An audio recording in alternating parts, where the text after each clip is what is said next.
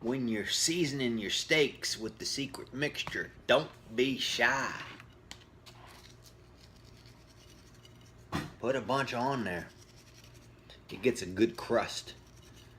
Lots of flavor. And a lot of that falls off when you cook it anyways. You see what you got on there? They covered. Tell you something here. Chuck eye. T-bone. T-bone.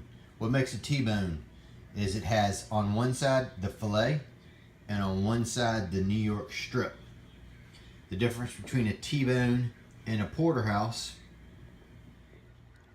is the porterhouse has more filet on it, and the T-bone can have as little as a quarter of an inch of T-bone, of a filet on it. That's the beef tenderloin. So it's the best of two worlds. You get beef tenderloin and you get the New York strip. The chuck eye is pretty cool because it comes from, there are two of them in each cow or each piece of beef, and they butt right up to the ribeyes, but they're not as expensive as a ribeye steak, so it's a very reasonably priced steak. It's also called the chuck eye steak, the poor man's ribeye, or sometimes they call it the butcher's cut.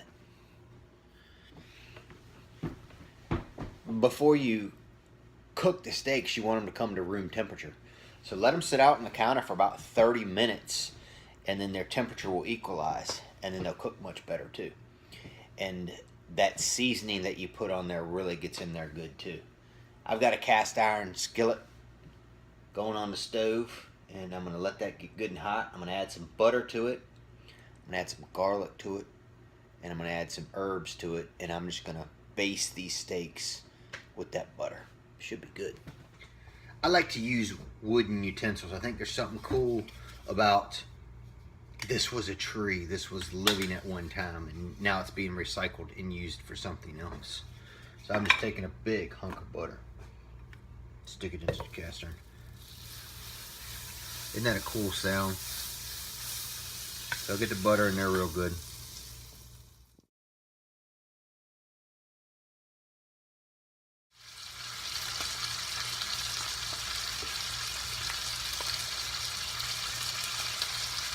I like to add these fresh herbs, just big hunks of it. This is rosemary, and if y'all could only smell how amazing this smells. Butter and garlic and the caramelization that's going on with those steaks and that rosemary that I just put in there. Sharp.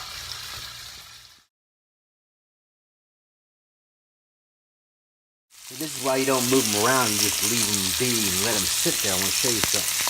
So I'm going to turn this over. Look at this steak on the bottom. See how just caramelized that is? That's what you want. You want that little crispiness. And that's that seasoning there, all crisped up. And they're all going to be like this, because I cook them all the same way. Look at that. That's good. And you got to watch it. You don't want it to get too hot. So it starts to burn, because you don't want that garlic to burn also. And you can always add more butter.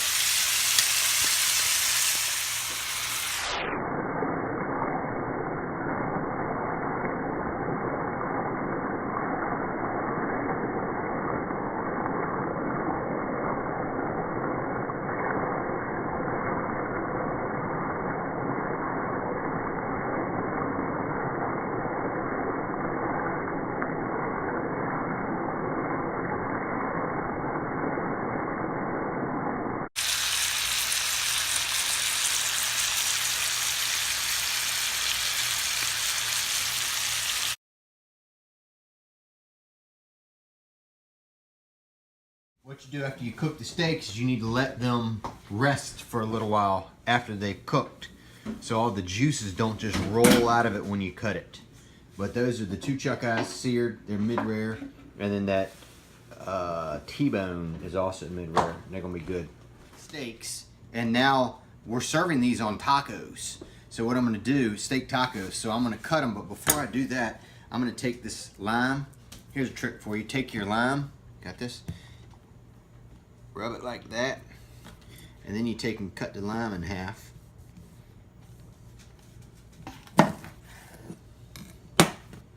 And then you just squeeze the lime over top of the steaks. Make for really good. And then I'm also going to take just a little bit of this chili powder and sprinkle a little bit of that on the steaks too.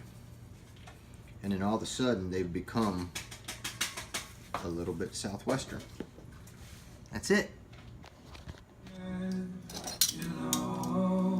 And you always want to cut your steak against the grain. Oh, that. Look at this. Can you get in close there? Stop it. Look at this steak. It's perfect. See that? And this is that chuck eye. So it's got it's like ribeye-ish, if that sort of thing. Very flavorful. Cooper, one just hit the ground, you jump on it. All right. You get the best of both worlds. You get the filet and you get the New York strip. And it's like a bone-in filet, which is high dollar steak at the restaurant, or a bone-in New York strip. They're expensive steaks. You get both, the best of both worlds when it comes to a porterhouse or a T-bone.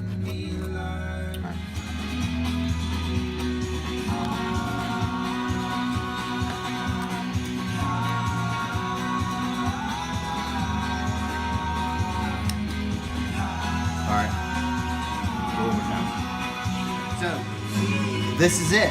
See, there's your tenderloin, and there's your New York strip cut off the bone.